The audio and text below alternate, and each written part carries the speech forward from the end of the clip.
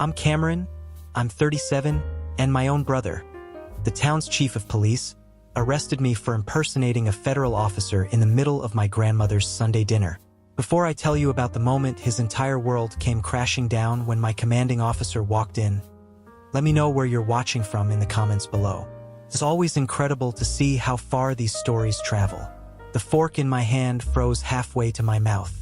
The clatter of my mother's knife against her plate was the only sound in the room.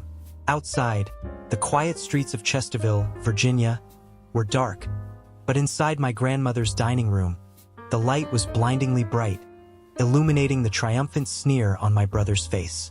"You're under arrest for impersonating a federal officer," Alex announced, his voice booming with an authority he'd always craved. He puffed out his chest, his police chief uniform stretched tight. Every eye at the table was on me. My mother, Eleanor, her face a mask of profound disappointment. My cousins, their expressions a mixture of shock and morbid curiosity.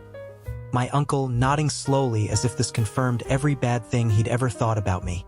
Only my grandmother, Evelyn, at the far end of the table, met my gaze. There was no surprise in her eyes, only a deep, weary sadness. Alex took a deliberate step forward, pulling a pair of shiny silver handcuffs from his belt. "I have evidence," he declared, gesturing to a thick manila folder on the table. "That you have been living a lie that ends tonight." He thought he had me. He thought he'd finally cornered the black sheep of the family, the brother who had left this small town behind while he stayed to become its king. He saw the official-looking military ID hanging from a lanyard around my neck and believed it was a prop in a pathetic charade. He saw my silence not as control, but as guilt. The metallic click of the first cuff locking around my wrist echoed in the silent room. The cold steel felt like a brand. I didn't resist. I didn't argue. I just kept my eyes on him, letting him have his moment. He grabbed my other arm, yanking it behind my back with more force than necessary. Another click. It was done. I was officially a prisoner in my own family's home, accused by my own blood. He thought he had won. He had no idea he had just triggered an alarm that would bring a force down on this quiet little house that he couldn't possibly comprehend. He had no idea who I really was. But to understand how we got to that disastrous dinner, how a family could fracture so completely, we have to go back. Not just a few weeks, but 7 long years, and a lifetime of resentments before that. 7 years. That's how long it had been since I'd last set foot in Chesterville. My life was a world away, a life of structure, discipline, and secrets lived out within the secure confines of the Office of Strategic Defense and Intelligence, or OSDI. My days were spent in classified briefings and strategic planning sessions, a reality so far removed from my hometown that it might as well have been on another planet. Communication with my family was minimal, a birthday card here, a stilted holiday phone call there. It was a distance I had carefully, necessarily cultivated. Then the letter arrived. It wasn't in an email or a text. It was a physical letter, written in my mother Eleanor's looping, dramatic cursive on pale blue stationery. It found its way through layers of secure mail processing to land on my desk, feeling like an artifact from another life. The letter was a masterpiece of passive aggression. It spoke of how much the family missed me, how Alex was doing such wonderful things as the new chief of police, a promotion he had earned through sheer hard work. It mentioned how my grandmother was getting older and how she'd love to see me. The final line was the hook. "We're having a family dinner at your grandmother's this Sunday, 6 p.m. It's been too long, Cameron. It's time to come home." Reading it, I didn't feel warmth. I felt the familiar pull of guilt, a tool my mother wielded with surgical precision. Coming home wasn't about a happy reunion. It was about reasserting the family hierarchy, with Alex at the top and me in my designated place, the disappointing absent son. I leaned back in my chair, the letter resting on my chest. My mind, trained to analyze threats and predict outcomes, started running scenarios. The best-case scenario was an evening of awkward questions and thinly veiled insults. The worst-case scenario, I wasn't sure, but my gut told me this was more than just a dinner. Felt like a summons. My mind immediately flashed back to the last time I was home, our father's funeral. I had flown in on a 24-hour leave, my uniform pressed, my grief a quiet, heavy weight in my chest. But at the service, it was Alex's grief that took center stage. He was the one who had stayed, the one who had been there at the end. He stood beside my mother, her rock, while I was treated like a distant relative. People I'd known my whole life shook my hand and said, "It's good of you to make it," as if I'd come from down the street instead of halfway across the world. After the burial, there was a gathering at the house. My mother pulled me aside, her voice a sharp whisper. "Your father left the house to me, of course. His pension is taken care of. He didn't have much of an inheritance to speak of, but he always said his legacy was his son's." Then she looked at Alex, who was holding court in the living room, and back at me. "At least one of you understood what that meant." The implication was clear. I had abandoned my post. My career, which I couldn't speak about, was seen as a selfish escape. That day, I realized I didn't have a place here anymore. So I left the next morning before anyone woke up, and I hadn't been back since. So why go back now? Part of me, the logical, analytical part, said to burn the letter and forget it. But another part, a deeper, more stubborn part, felt a pull. It wasn't about seeking their approval anymore. I had long since given up on that. It was about facing them as the man I had become, not the boy they remembered. It was about closing a chapter. I logged into my terminal and formally requested a 48-hour leave of absence. My commanding officer, General Delaney, approved it within minutes with a simple message: "Family matters. Stay safe, Caldwell. Call if you need anything." I had no idea how prophetic those words would be. The drive to Chesterville was like traveling through the pages of my own history. The highways widened, then narrowed, the landscape shifting from urban sprawl to rolling green hills dotted with old farmhouses. With every mile, the weight of the present lifted, replaced by the heavier, denser weight of the past. I remembered another drive 20 years ago. I was 17, sitting in the passenger seat of my dad's old Ford pickup. We were on our way back from a college visit, a state university 2 hours away. I was buzzing with excitement, talking about their engineering program. Alex, who was already at the local community college with plans to join the police academy, had refused to come. My dad listened patiently, a small smile on his face. "You have a good head on your shoulders, Cam," he'd said.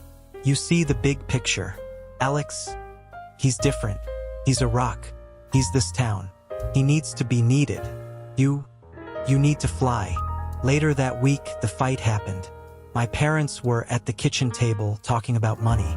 I heard my mother's voice, sharp and worried. "We can't afford it, Richard. Not with Alex's tuition and the mortgage. The college fund we set aside won't cover a state university for Cameron. Eleanor, the boy has a scholarship offer," my dad had argued. "It's not a full ride, but it's a start. We can make it work. He's earned this." "And what about Alex?" she shot back. "He's staying here to be close to us, to look after us. Cameron gets to just leave? It's not fair. The one who stays should get the support." I had stood in the hallway, my heart sinking. It wasn't about the money. It was about the principle. In my mother's eyes, my ambition was a betrayal, and Alex's lack of it was a virtue. I ended up enlisting in the army a few months later. It was a way out, a way to pay for my own future without being a burden, a way to fly without having to ask for permission. My mother had cried, not because she was scared for me, but because she saw it as another rejection of the life she thought I should live. Now, turning onto that final stretch of Route 29, the old welcome sign, "Chesterville, a good place to call home," seemed to mock me. It was a good place to call home if you fit the mold. I never did. As I drove down Main Street, I saw it. Parked in the reserved spot in front of the town hall was a brand new police cruiser, gleaming black and white under the afternoon sun. Emblazoned on the driver's side door in bold, gold letters were the words, "Chief of Police Alex Caldwell." It wasn't just a vehicle. It was a throne, a mobile symbol of his authority, his dominance over this small patch of the world. I could almost picture him behind the wheel, cruising slowly down the street, dispensing nods and waves like a benevolent king. He had achieved everything he ever wanted. He was the big man in a small town.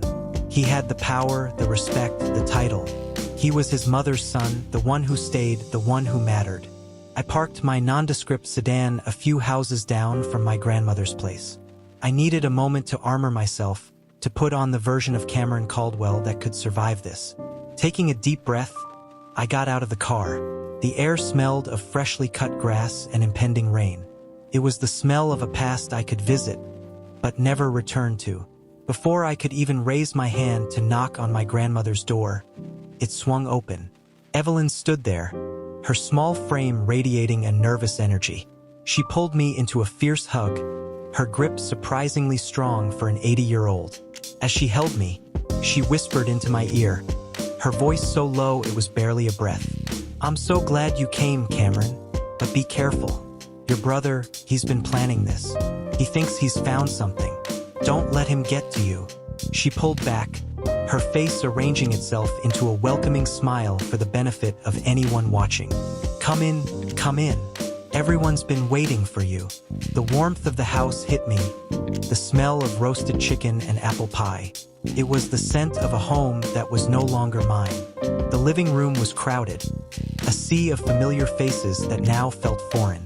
My mother, Eleanor, was the first to see me. Her smile was brittle, a social obligation. "Cameron, you made it. We were beginning to think you'd forgotten about us." "Hello, Mom," I said, my voice neutral. Then I saw him.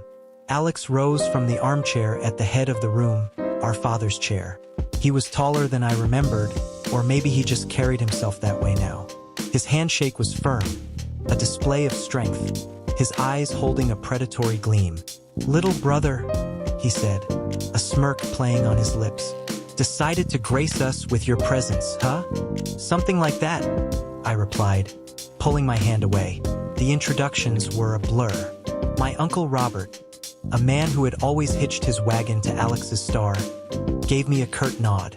"Still playing soldier?" he asked, not waiting for an answer. My cousin Maya, who was always kind to me as a kid, offered a shy, hesitant smile, but quickly looked away when she saw my mother watching. The message was clear. I was on my own. Dinner was a masterclass in psychological warfare. The seating arrangement was a power play. Alex sat at the head of the table, the seat of the patriarch. My mother sat to his right. My grandmother was at the opposite end, and I was placed halfway down, an outsider at the main table. The conversation was a constant, flowing river of praise for Alex. "Alex, tell Cameron about the new equipment you got for the department," my mother prompted. "Tell him about that charity drive you organized, son," Uncle Robert chimed in. Alex soaked it all in, recounting his accomplishments with false modesty. He was the town's protector, its favorite son. Through it all, I remained quiet, eating my meal, offering non-committal hums and nods. I was a blank wall, giving his provocations nothing to stick to. This, I knew, was infuriating him more than any argument could. He wanted a reaction. He wanted me to get defensive, to argue, to show weakness. I was determined not to give him the satisfaction. Finally, Maya turned to me. "It must be interesting what you do, Cameron," she said, her voice quiet. "Traveling and everything." Before I could answer, my mother cut in. "Oh, Maya, don't bother asking. He won't tell you anything. It's all a big secret. Not like Alex, who shares everything with his family." The silence that followed was heavy. My grandmother shot my mother a look of pure fury from across the table, but the damage was done. The lines had been drawn. This wasn't a family dinner. It was a tribunal, and I was the one on trial. Through the shears of the dining room window, I caught it. A flicker of movement in the shadows across the street. A silhouette detaching itself from the dark trunk of an old oak tree. It was subtle, easily missed by an untrained eye, but my eyes were trained. For over a decade, my life had depended on noticing things that weren't quite right. This wasn't right. "Excuse me," I said, pushing my chair back. "I think I'll get some fresh air." My mother frowned. "Cameron, we're in the middle of dinner. Don't be rude." "Just for a moment," I said, my tone leaving no room for argument. I needed to confirm my suspicions. Outside, The evening air was cool and damp. I walked down the porch steps and onto the lawn, feigning a stretch to relieve a cramp from the long drive. Casually, I let my gaze sweep the street. There, a dark sedan I didn't recognize was parked 2 houses down, its engine off, its windows tinted, and another figure was positioned near the corner, partially hidden by a hedge. 2 of them. They weren't trying to be invisible, just inconspicuous. To a civilian, they'd look like neighbors out for a walk. To me, they looked like a perimeter. This was a setup, coordinated, planned event. My brother hadn't just invited me to dinner for a family argument. He was staging an operation. A cold knot formed in my stomach, but it wasn't fear. It was a chilling clarity. He was using his official resources for a personal vendetta. He had crossed a line, a very dangerous one. I went back inside, my face a carefully constructed mask of neutrality. As I sat down, my mother fixed me with a look of stern disapproval. "You're always so secretive, Cameron," she said, her voice carrying across the table. "You disappear for years. We barely hear from you. Your brother is an open book. He serves this town, he shares his life with us. What is it that you do that's so important you can't even tell your own family?" "It's complicated, Mom," I said quietly, my mind racing. I was no longer just dealing with family drama. This was now a tactical situation. "It's complicated," Alex mimicked, a cruel, booming laugh in his voice. "That's the answer for everything, isn't it? For missing birthdays, for missing Dad's final weeks, for missing everything that matters." "That's enough, Alex." My grandmother's voice cut in, sharp and clear from the end of the table, but Alex waved a dismissive hand. "No, it's not enough. For years, we've all just accepted it. Cameron's mysterious job, his important life with his big salary. We've all just played along." He pushed his chair back and stood up, his 6'2" frame casting a long shadow across the table.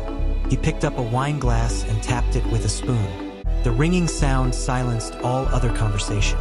"Actually," he said, his eyes locking onto mine, a predatory gleam in them, "I think it's high time we all found out exactly what my little brother has been up to, because I've been doing some digging. And what I found, well, it's quite a story." He had his audience now. He was the prosecutor, the judge, and the jury, and I was the man in the dock.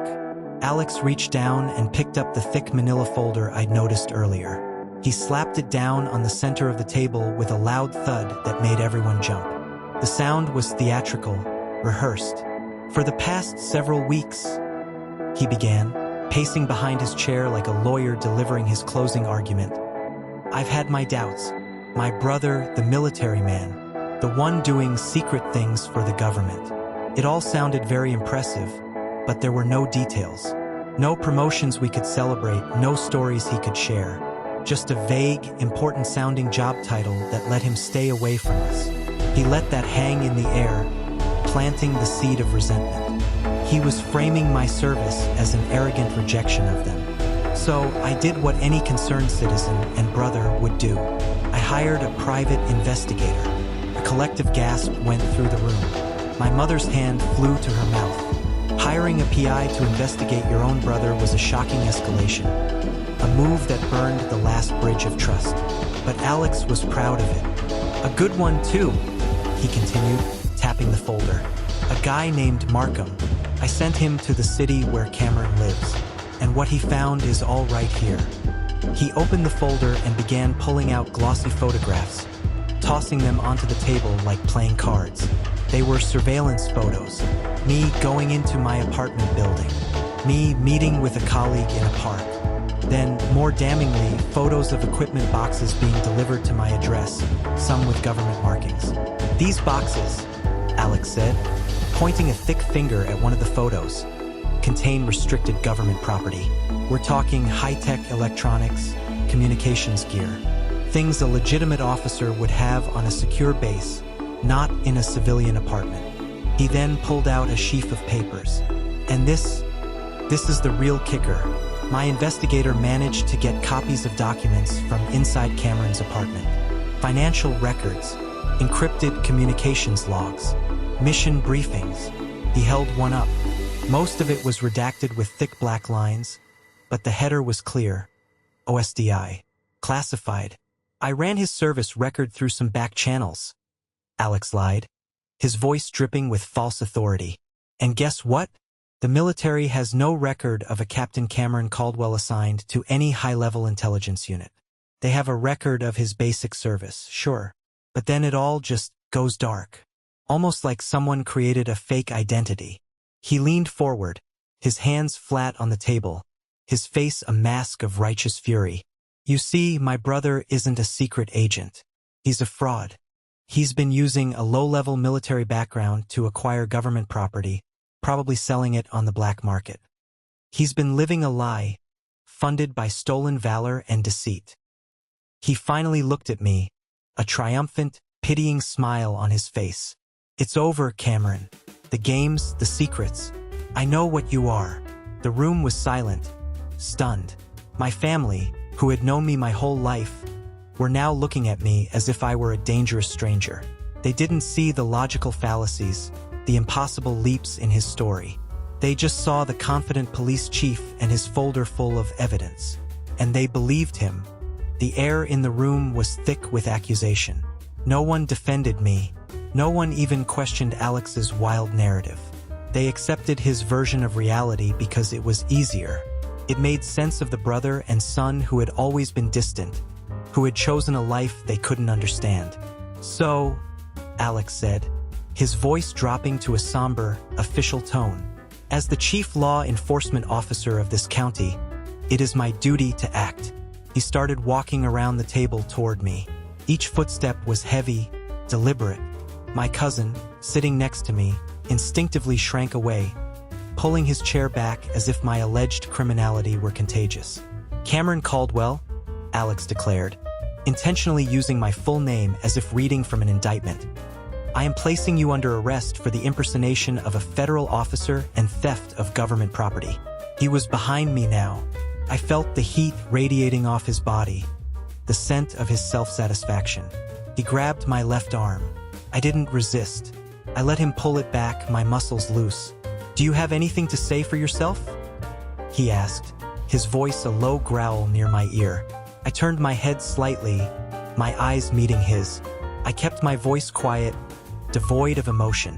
Are you sure you have the authority for this, Alex? The question caught him off guard. It wasn't a plea or a denial. It was a procedural question.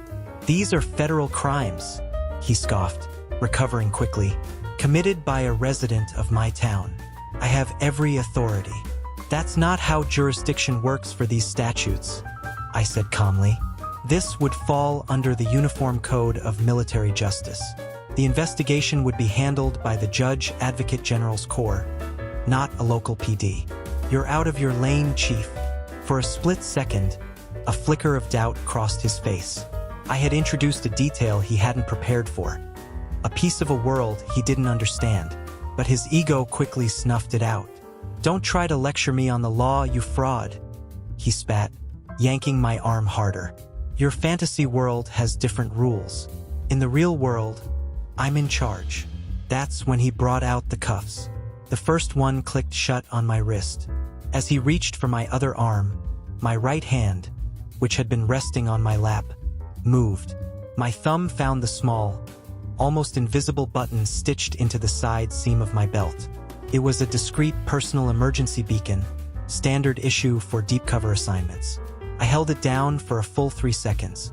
A tiny, imperceptible vibration against my skin confirmed the signal had been sent. It was a simple, silent cry for help, transmitted to a satellite and routed directly to the nearest federal response center, Fort Claiborne. The second cuff clicked shut. Alex hauled me to my feet. Let's go, he said, pushing me toward the door. You can try out your legal theories from a jail cell. As he paraded me through the living room, past the stunned faces of my family, I felt a strange sense of calm. The trap had been sprung. The bait had been taken. Alex thought his show was just beginning. He had no idea it was already over.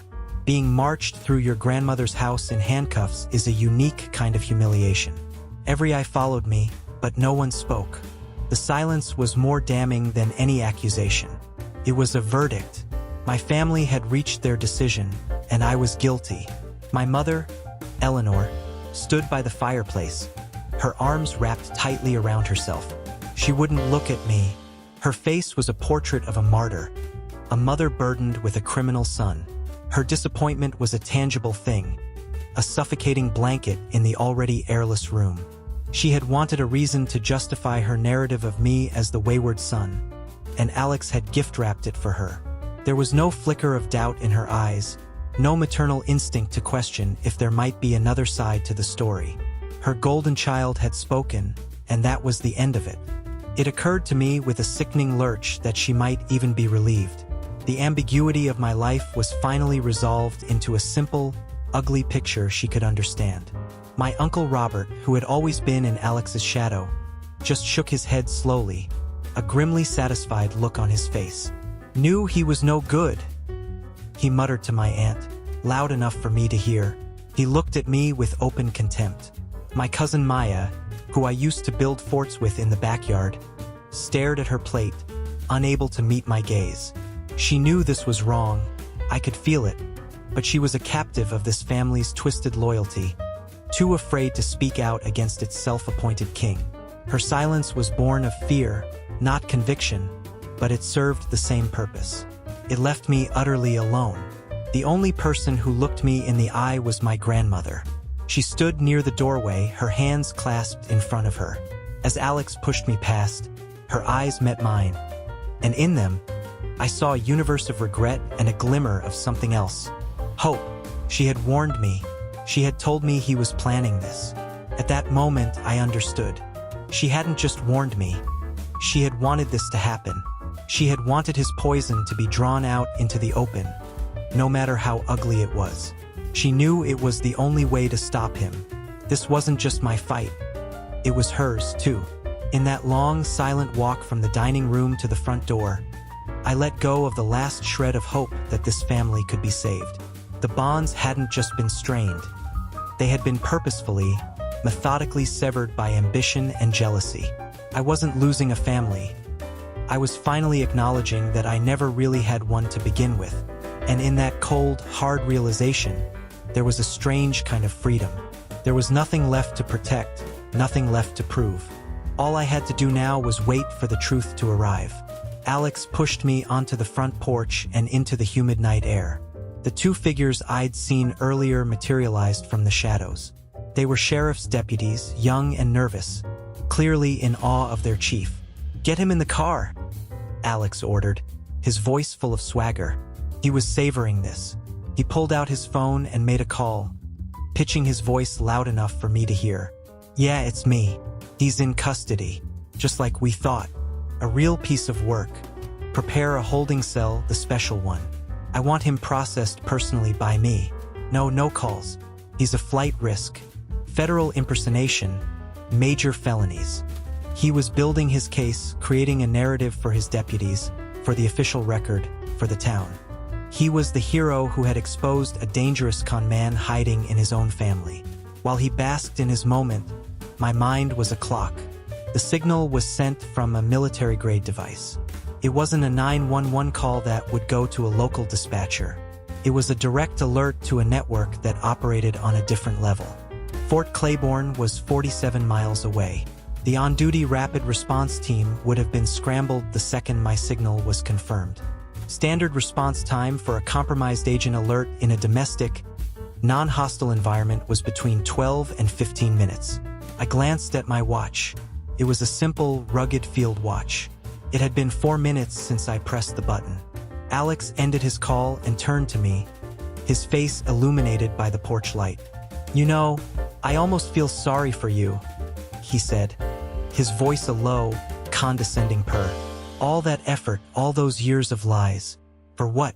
To end up in a cell in the town you ran away from? It's pathetic." I didn't answer. I just looked past him, up the dark, quiet street. 5 minutes. The deputies opened the back door of the cruiser. One of them put a hand on my head to guide me in standard procedure.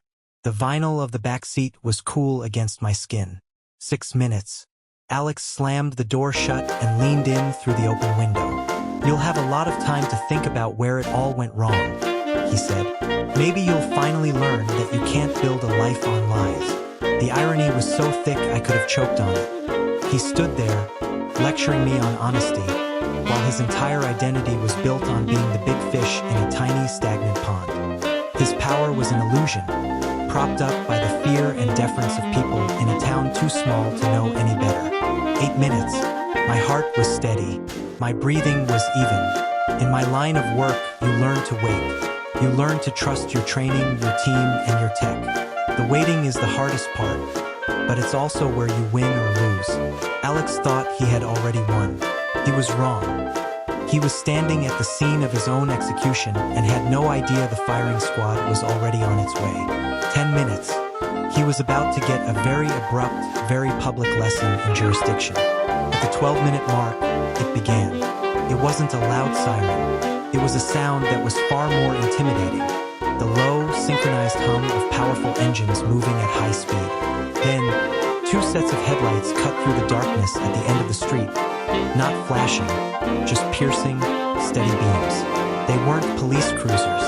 They were large, black, government-issue SUVs, the kind that have no chrome and seem to absorb the light around them. They didn't slow down as they approached. They sped up, converging on my grandmother's house from both ends of the street, perfectly executing a pincer movement. They screeched to a halt, blocking the road entirely, their headlights pinning Alex's cruiser in a brilliant, inescapable glare. Alex, who had been leaning against his car, straightened up, blinded and confused. "What the hell is this?" he muttered. "State police? I didn't call for backup." The doors of the SUVs flew open simultaneously. Men in black tactical gear, armed with short-barreled rifles, poured out. They moved with a fluid, terrifying efficiency. They weren't cops. They were federal agents. They established a perimeter around the house in seconds, their movements precise and silent. They moved like a single organism, a predator closing in on its prey. The 2 young deputies froze, their hands hovering uncertainly near their sidearms. They were hopelessly out of their league, and they knew it. Their small-town authority had just evaporated. From the lead SUV, a man in a crisp suit stepped out. He was calm, his face impassive. He walked directly toward Alex, his footsteps echoing in the sudden, tense silence. "Are you Chief Alex Caldwell?" the man asked, his voice flat and devoid of any emotion. Alex puffed out his chest, trying to reclaim some semblance of authority. "I am. And who are you? This is my crime scene. Identify yourselves." The man in the suit didn't even blink. He held up his credentials. "Special Agent Rollins, Federal Bureau of Investigation. This is no longer your crime scene. This is now a matter of national security. Step away from the vehicle." "National security?" Alex scoffed, though a tremor of uncertainty had crept into his voice. "Don't be ridiculous. I have a federal impersonator in custody. This is a local matter that I have under control." Agent Rollins's eyes were like chips of ice. "You have made a grave error, Chief. A very grave error." He nodded to 2 of his agents. "Secure him." Before Alex could even react, 2 agents were on him. They didn't rough him up. Their movements were clean, clinical. One took his sidearm from its holster, while the other gently but firmly guided his hands behind his back. "What are you doing?" Alex sputtered, his face a mixture of rage and disbelief. "You can't do this. I'm the chief of police. I have jurisdictional authority." "Your authority ends where federal law begins," Rollins said calmly, as if explaining the rules to a child. He then walked over to the cruiser and opened my door. He looked at me, then at the cuffs. He turned to one of the bewildered deputies. "Give me the key." The young man fumbled for the key, his hands shaking. Rollins took it, unlocked my handcuffs, and helped me out of the car. He looked me up and down, his professional gaze checking for any injuries. "Sir, are you harmed?" "I'm fine, Rollins," I said, rubbing my wrists. The name on his badge was familiar. We'd crossed paths on a joint task force a few years back. Alex stared, his jaw hanging open. The sight of this high-level federal agent treating me with deference, calling me sir, had short-circuited his brain. The foundation of his reality was starting to crumble. But the real earthquake was yet to come. Just as Agent Rollins stepped back, the rear door of the lead SUV opened. The man who stepped out was in his late 50s, tall and broad-shouldered, with silver hair and a face that looked like it was carved from granite. He wore the classy uniform of a United States Army general, his chest a constellation of ribbons and medals that told the story of a lifetime of service. On his shoulders were the 2 silver stars of a major general. It was General Marcus Delaney, my commanding officer at OSDI, a man who reported directly to the Joint Chiefs. He strode past the tactical agents, his polished boots clicking on the asphalt. He didn't look at Alex. He didn't look at the deputies or the neighbors now peering from behind their curtains. His eyes were fixed on me. He stopped 2 feet in front of me, his posture ramrod straight. In the stunned silence of that Virginia night, he brought his hand up in a crisp, perfect salute. "General Caldwell," he said, his voice a low, powerful baritone that carried with absolute authority. "We received your signal. Are you secure?" The title hung in the air, a shockwave that flattened everything in its path. "General Caldwell, this is the moment that changed everything, when the truth finally broke free. Thank you for staying with me to this point. You are amazing. Please help me by liking this video and commenting the number 1 down below, just so I know you've made it this far with me. It doesn't just help more people find this story. It tells me that my experiences mean something to someone out there. Your support is the biggest motivation for me to keep sharing the rest of this journey." The reaction was instantaneous. Agent Rollins and the other federal agents snapped to attention. The 2 young deputies looked like they were about to faint. And Alex, my brother, the all-powerful chief of police, his face collapsed. The arrogance, the triumph, the certainty. It all evaporated, replaced by a pale, sick confusion. His mind was scrambling to process the impossible. The brother he'd branded a pathetic fraud, a common criminal, was a general. Not a captain, not a major. A 2-star general in a highly classified intelligence command. In the rigid hierarchy that Alex worshipped, I outranked him by a measure he couldn't even calculate. General Delaney dropped his salute. "Rollins," he said, without taking his eyes off me. "Report." "The subject is secure, General," Rollins replied. "The local officer has been neutralized. He is identified as Alex Caldwell, brother of General Caldwell." Delaney finally turned his head, his gaze falling upon Alex with the weight of an avalanche. "Chief Caldwell," he said, the title dripping with contempt. "You are in violation of at least a dozen federal laws and articles of the UCMJ. Unlawful detainment of a superior officer, interference with a national security asset, conspiracy, and the willful mishandling of classified information. The list is extensive." He gestured to the agents holding Alex. "He is hereby relieved of his duties and placed under federal custody. He is not to leave the county pending a full investigation by the Inspector General and the Department of Justice. Get him out of my sight." The agents started to lead Alex away. He finally found his voice, a pathetic, desperate squeak. "But I didn't know. He's my brother. I thought he was lying. I was trying to protect my town." General Delaney took a step toward him, his voice dropping to a lethal whisper. "Ignorance is not a defense, son. You let your petty jealousy and small-town ego endanger a man who has sacrificed more for this country than you could ever comprehend. You didn't just arrest your brother tonight. You committed career suicide. You disgraced your uniform, your family name, and your father's memory." They pushed him into the back of one of the SUVs. As the door slammed shut, his eyes met mine through the tinted glass, and for the first time in my life I saw genuine fear in them. The king had been dethroned, and he was about to be exiled from his own kingdom. With Alex gone, a surreal calm settled over the scene. The tactical agents maintained their perimeter, a silent, imposing wall of federal power on this quiet suburban street. Inside the house, the family had gathered at the windows, their faces pale and pressed against the glass. General Delaney turned to me. "Let's go inside, Cameron. We need to secure any compromised materials and assess the damage. As we walked up the porch steps, the front door opened. My mother stood there, her face ashen. She stared at the general's uniform, at the stars on his shoulders, and then at me. Her mind was clearly struggling to reconcile the son she thought she knew with the man standing before her. "Marcus," she whispered, her voice trembling. She knew him. Years ago, before his promotions, before my father died, Delaney had been a colleague of his. They had served together.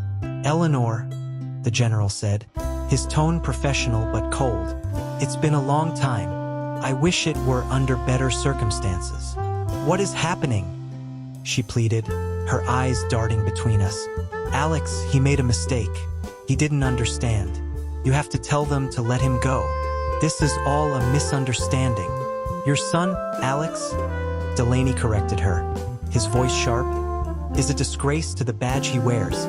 He illegally obtained classified intelligence, brought it into an unsecured civilian dwelling, and used it to unlawfully detain a flag officer of the United States Army. His mistake, as you call it, will be reviewed by a federal prosecutor. There is nothing to misunderstand." My mother flinched as if struck. She tried to appeal to a shared history, to a time when things were simpler. "But you knew Richard. You knew our family. He would want you to protect Alex." "I did know Richard," Delaney cut her off, "and he would be ashamed. Ashamed that one of his sons let envy rot him from the inside out and that the other had to endure it." His words were brutal, a surgical strike against the idealized family image she clung to. Agent Rollins and 2 other agents brushed past us and went into the dining room. I heard the sharp sound of them collecting the photos and documents Alex had spread across the table. They were evidence now in a case far more serious than Alex could have ever imagined. My mother looked at me, her eyes filled with a desperate, frantic confusion that quickly curdled into blame. "A general? You're a general? Why didn't you tell us? You let this happen. You let him do this to himself. You could have stopped this." The accusation hung in the air, breathtaking in its injustice. The blame, as always, was shifted to me. It wasn't Alex's fault for staging a malicious, illegal takedown. It was my fault for not managing his jealousy better, for not revealing a secret my very life, and the lives of those under my command depended on keeping. The logic was so twisted, so deeply ingrained in our family's dysfunction, that for a moment, I could only stare at her in disbelief. I took a deep breath, the cool night air feeling like the first clean breath I'd taken in years. I looked past my mother, at the family huddled in the living room, their faces a mixture of fear and confusion. Then I looked directly at her. "Why didn't I tell you?" I repeated her question, my voice quiet but carrying the weight of 2 decades of silence. "Because you never asked." "Not really." She started to protest. "Of course I asked." But I held up a hand. "No. You asked why I wasn't home for Christmas. You asked why I couldn't just get a normal job. You asked why I couldn't be more like Alex. You never once looked at me and asked, 'Cameron, who are you? What drives you? Are you happy?' You never asked about me. You only ever complained about who I wasn't." I took a step closer, my voice dropping even lower. "My life is not a secret because I'm ashamed of it, Mom. It's a secret because it has to be. The work I do, it protects people, protects this country, protects this family, whether you appreciate it or not. To do it, I have to be a ghost." I accepted that, but I never thought my own family would try to put me in a grave. Tears welled in her eyes, but they were tears of self-pity, not understanding.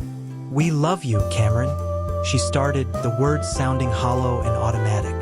"No," I said, the word firm and final. "You love the idea of me, the version that fits into your life. The prodigal son you could one day welcome home. You've never seen the man who stands in front of you." Tonight proved that beyond any doubt. I looked over at my grandmother, who was now standing by herself near the door. I gave her a small, sad nod. She nodded back, a silent understanding passing between us. She was the only one. "General Delaney is right," I said, turning back to my mother. Dad would be ashamed, not of me, but of what this family has become. I turned and walked away, down the porch steps and toward the waiting SUV where General Delaney was already waiting. I didn't look back. I knew if I did, I would see the same confusion, the same inability to comprehend her own role in the destruction of her family. There was no victory in this, no satisfaction, just a profound, aching sadness for what could have been, and the cold, hard certainty of what now was. The door of the SUV closed, sealing me inside the quiet, air-conditioned interior. "You okay, Cameron?" Delaney asked, his voice softer now. "I will be," I said, watching the little blue house recede in the rearview mirror until it was just another light in the darkness. I had come home looking for an ending, and I had found it. The next 8 months were a blur of legal proceedings. Alex's case was fast-tracked through the federal system. His title as a local police chief meant nothing here. In fact, it made things worse. He was an officer of the law who had willfully broken it, and the federal prosecutor, a sharp woman named Alana Reed, was determined to make an example of him. Alex's defense team tried everything. They filed motions to have the case moved to a local court, arguing it was a family dispute that got out of hand. Denied. They argued that Alex was acting in good faith to expose what he believed was a criminal enterprise. Reed dismantled that argument by presenting years of Alex's unauthorized background checks on me, proving a long-standing pattern of harassment and obsession. I was not required to testify in open court. My testimony was given in a sealed deposition at a secure military facility, with General Delaney present. I simply stated the facts: the dinner invitation, the arrest, the evidence presented. I didn't editorialize. I didn't speak of sibling rivalry or family history. The facts were damning enough on their own. The key witness, ironically, was the private investigator Alex had hired, Markham. He had taken a plea deal, testimony in exchange for lesser charges on his own illegal activities. On the stand, he was a man burdened by regret. Prosecutor Reed's questioning was precise. "Mr. Markham, after you acquired the documents from my client's apartment, what was your professional assessment?" Markham adjusted his tie.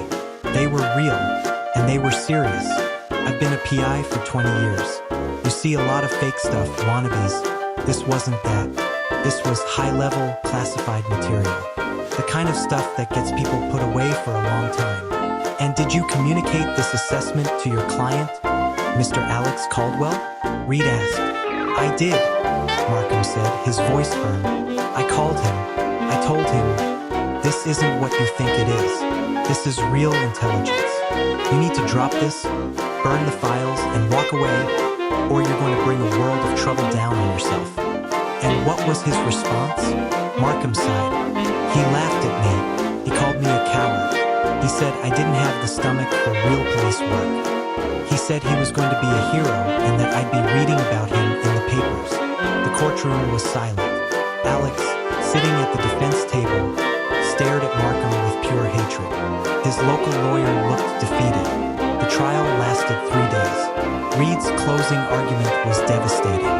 She portrayed Alex not as a misguided brother, but as an arrogant official who used the color of law as a weapon to settle a personal score, and in doing so, recklessly endangered national security. "This isn't about family," she concluded, pointing at Alex. "This is about a man who wrapped his personal jealousy in a flag and a badge. He didn't serve the law, he tried to make the law serve him. And for that, there must be a consequence."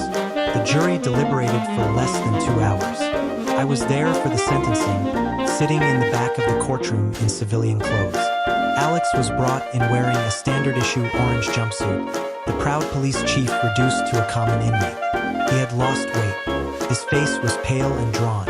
He looked broken. When the judge handed down the sentence, a gasp went through the courtroom. 12 years in a federal penitentiary, with a minimum of 5 before he was even eligible for parole.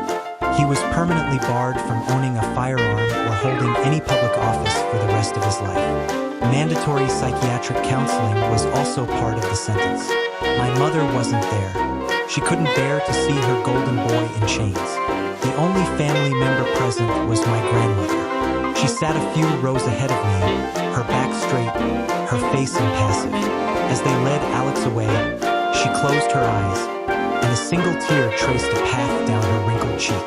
It wasn't a tear for the man being taken to prison, I realized. It was a tear for the little boy he used to be, and for the family he had irrevocably shattered. 2 years passed. Life, as it does, went on. I buried myself in my work. The incident in Chesterville had necessitated a change in my operational status. My cover was blown, at least within certain circles of the government. This led to a promotion to a more administrative, strategic role at the Pentagon. I was no longer a ghost in the field. I was one of the people who directed them. It was a different kind of pressure, but a welcome one. Alex wrote me letters from prison. The first few were filled with rage and blame. Then they shifted to pleas for help, asking me to use my influence to get his sentence reduced. The last few were rambling, introspective, trying to make sense of how his life had derailed so spectacularly. I read the first one, scanned the second, and burned the rest unopened. There was nothing left to say. My only contact with Chesterville was through my grandmother. We spoke on the phone every few weeks. She never mentioned Alex or my mother. We talked about her garden, about the weather, about the books she was reading. In one call, she mentioned my mother was a wreck, talking about how she felt her life was a sham, even considering a divorce from the memory of our father, so deep was her disillusionment. But she never went through with it. Our calls were our unspoken agreement to build something new, something that wasn't defined by the wreckage of the past.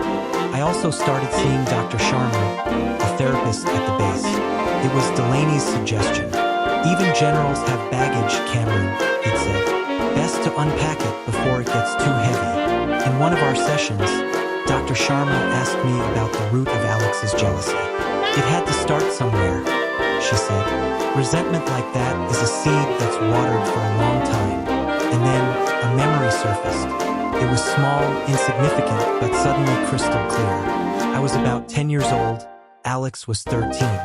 Our father had been helping me with a complex model airplane, a replica of a fighter jet. I had a knack for details, for patience, and I'd done a good job. When it was finished, my father held it up to the light and said, "You see, Cameron, you have a strategist's mind. You see the whole picture before you even start. That's a different kind of strength." Alex was standing in the doorway. He'd just come back from football practice, covered in mud and sweat, holding a small trophy. He had heard what Dad said. I saw the look on his face then, the flash of hurt, of being overlooked, even in his moment of triumph. Our father had praised his physical achievements, his touchdowns, his strength, but he had praised my mind. Alex was the hero, I told Dr. Sharma, the realization settling heavily in my chest. He was the strong one, the protector, but my father saw a different kind of strength in me, and Alex couldn't stand it. He spent the rest of his life trying to prove that my strength was a lie, a weakness, a fraud. He had to be the only one. It wasn't an excuse for what he did, but it was a reason, a sad, pathetic human reason. He hadn't just been jealous of my career. He'd been jealous of a single sentence spoken by our father in a dusty garage 30 years ago. He had built a prison of resentment for himself long before the federal government built a physical one for him. In that moment, sitting in Dr. Sharma's quiet office, I didn't feel anger toward my brother. For the first time, I just felt a profound pity. Today, I stood on an observation deck at the Pentagon, looking out over the Potomac towards the monuments of Washington, D.C. The world I inhabit now is one of global strategies, of quiet wars fought in shadows, of decisions that affect millions of people who will never know my name. It is a world of immense responsibility, and I am at peace with it. I no longer think about that night in Chesterville with anger or pain. It has become a scar, a reminder of a battle I didn't choose but had to fight. It was a battle for my own identity. For years, I allowed my family's perception of me to cast a shadow over my life. I let their small-town definitions of success and duty make me feel like an outsider. But that night, Alex, in his desperate attempt to destroy me, accidentally set me free. He forced a confrontation that I had been avoiding my whole life, and in doing so, He allowed me to see the truth. My worth is not determined by my family's approval. It is forged in my actions, my integrity, and my commitment to a purpose larger than myself. Sometimes, the people who share your blood will be the ones who try to define you by the parts of themselves they can't stand. They will project their own fears and failures onto you. And the hardest, but most necessary, thing you can ever do is refuse to accept their definition. You have to build your own life on your own terms. My name is General Cameron Caldwell, and I am finally home. Thank you for listening to my story. I hope it has touched you in some way. Have you ever faced a situation where you had to choose between your family and your own truth? Share your story in the comments below, and don't forget to like and subscribe so you don't miss what's next.